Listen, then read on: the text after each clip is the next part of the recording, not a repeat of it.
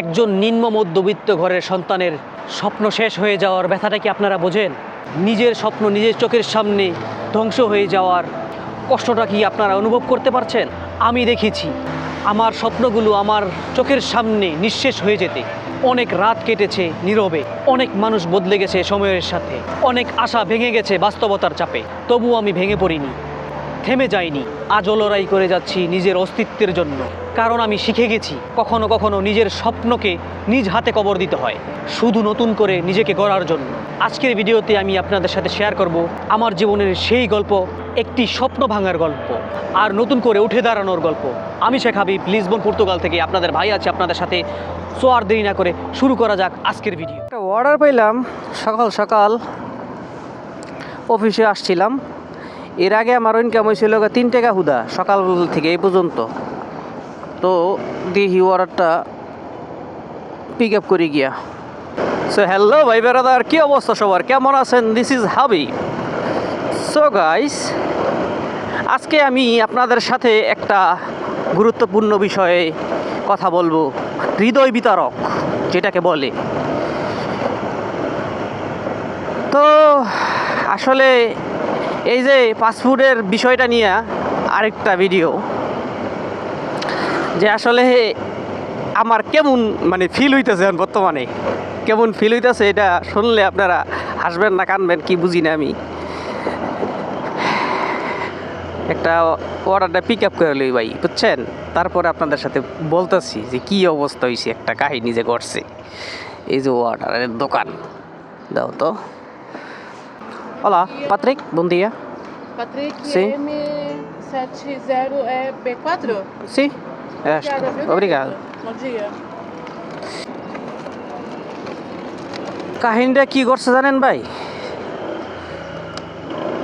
কাহিনীটা শুনলে এমনিই মনে করেন যে আমি পাসপোর্টের আশা করছিলাম, কিন্তু এটা তো আর এখনো হবে না, পসিবল না। আর পৃথিবীতে সবচেয়ে খারাপ লাগার জিনিসটা কি জানেন ভাই? আপনাদের সাথে শেয়ার করি, যেহেতু আপনারা আমার ভাই বেড়াদার। এক চিপাতা যাইতাছি, কিছু মনে করি না, সুন্দর জায়গাতে যাইতেছি না, কারণ এটা একটু তাড়াতাড়ি যাওয়ার জন্য। তো জীবনে যদি সাকসেস পান না, সাকসেসের একদম চরম পর্যায়ে গিয়া সেই সময় যদি আপনার সাকসেসটা শেষ হয়ে যায়, ধূলিসাৎ হয়ে যায়, সেই সময় আপনার কেমন ফিল হইব? তো ওরকম ফিলই আমার হইতেছে।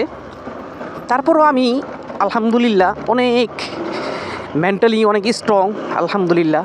তার জন্য আমি ঠিক আছি, কারণ আমার মতো মধ্যবিত্ত ঘরের একজন সন্তান সে ইউরোপে আসে,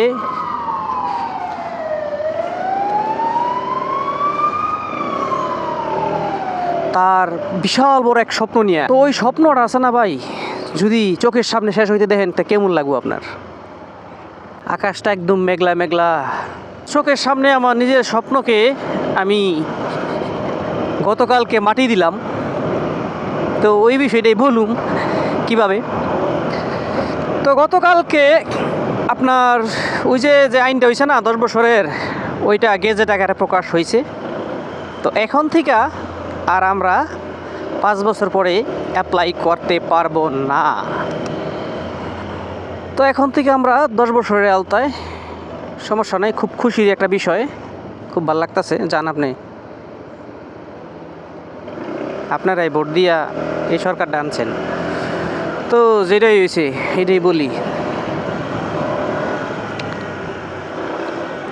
বুঝছেন? আমরা আসলে ফুটবলের মতন প্রবাসীরা যেমন এই জায়গার থেকে 1 লাত্তি মারে, ওই বার পোস্টে যায়, ওই বার পোস্ট থেকে 1 লাত্তি মারে, এই বার পোস্টে আসি, এই অবস্থা।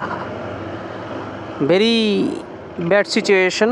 অ্যান্ড বর্তমানে ইউরোপে প্রচুর পরিমাণে রেসিজম বাইরে গেছে। তো আরেক জায়গার থেকে পিক আপ করতে হইব, ওই জায়গাতে পিক আপ কইরা তারপরে বলতাছি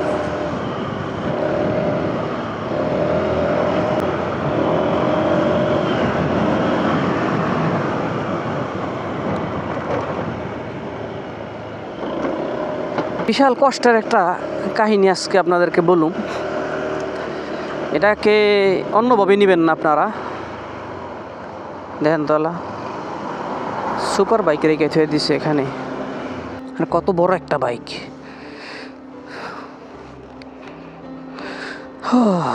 এটি দেখে লাভ নাই, জীবন গেছে পগার পার।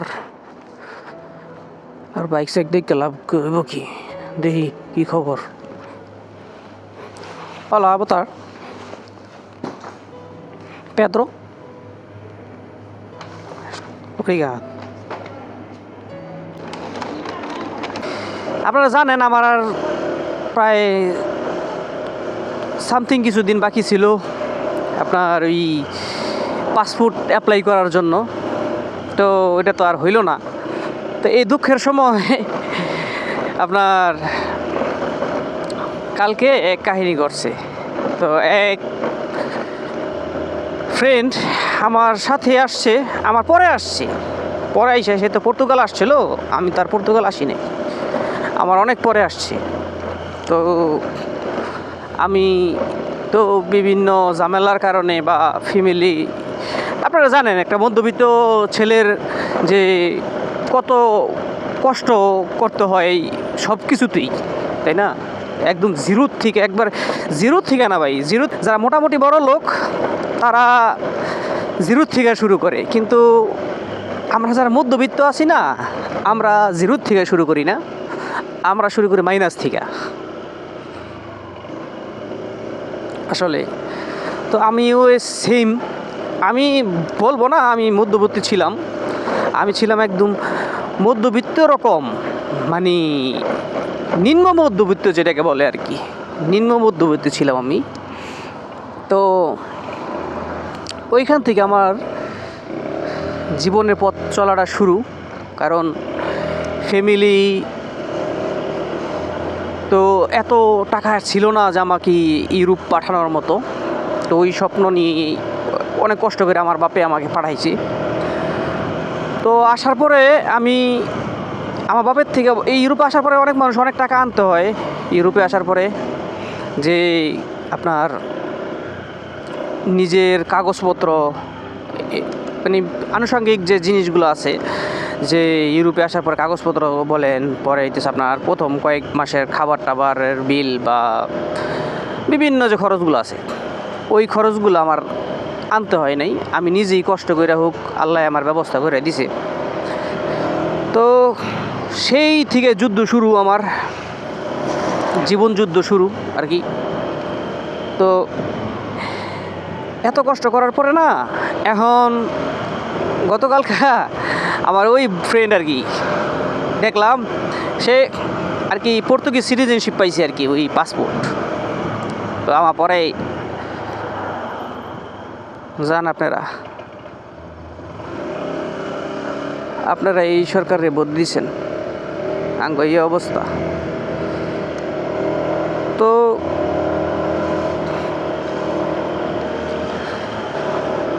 আমার যে কষ্টের কাহিনী ওইটা হইতেছে যে এটাকে কষ্ট না, আমি এটা এই যে কথাটা বলতেছি এটা কিন্তু না আপনার কোনো হিংসা বা কারোর সাথে তুলনা এরকম কিছু না, এরকম কিছু মনে করবেন না আপনারা, ঠিক আছে? জাস্ট একটা কষ্ট শেয়ার করতেছি।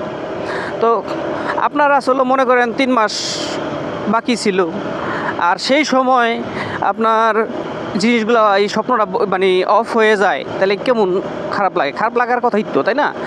তো কালকে ওই বন্ধু আর কি পাসপোর্ট নিয়ে আসছে আমাকে দেখানোর জন্য, আমার হাতে দিল সিটিজেনশিপ কার্ডটা। তারপরে আমি দেখলাম লাইরে চেরা, তো লাইরে চেরা দেখলাম, আর আমার নিজের কাছে ফিল হইল যে আমি হয়তো বা কোনোদিন এই জিনিসটা পাবো না। হলা দাঁড়ান, কাস্টমারটারে খাওয়ানটা দিয়ে লই। হলা বোতার সি বসে।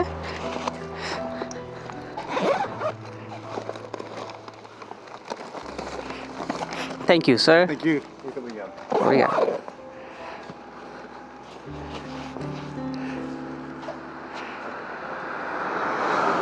একটা ছোটো কার, এটা হইতেছে আপনার চিঠি আদান প্রদান করে না, সিটিটি আর কি, চিঠি আদান প্রদান করার গাড়ি আর কি।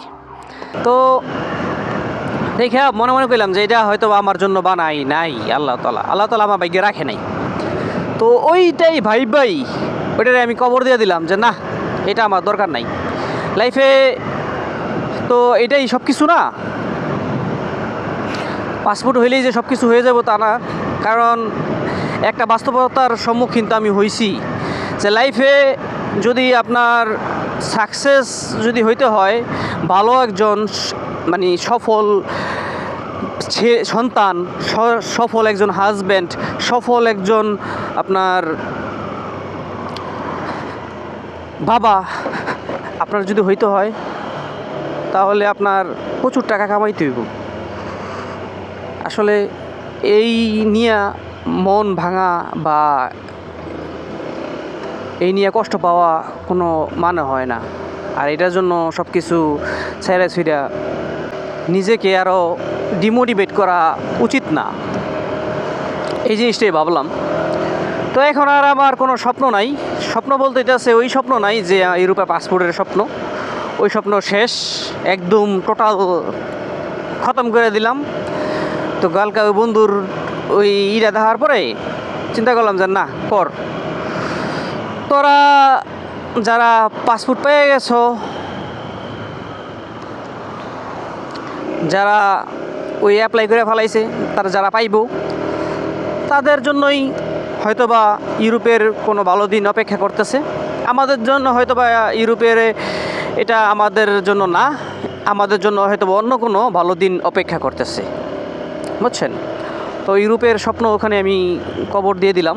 এখন বর্তমানে আছি ইউরোপ, যে শুধু সময় কাটানোর জন্য, কিছু টাকা ইনকাম করার জন্য। সো যদি কখনো পারি মানুষকে উপকার করব, উপকার করা ছাড়া অপকার কখনোই করব না। আসলে কষ্টটা অনেক বড় লাইফের। এদিকে রাখি, এই যে সুন্দর একটা জায়গা আছে, এটা পুরাতন গাড়ির সামনে 2E লিফটি পাশে বলি আবার লিফট। আমরা হইতেছি ইউরোপের খাস কামলা, আমরা কি আর citizen? Thank you sir, Africa. একবারে এক ভিডিওতে তো সব বলা সম্ভব না।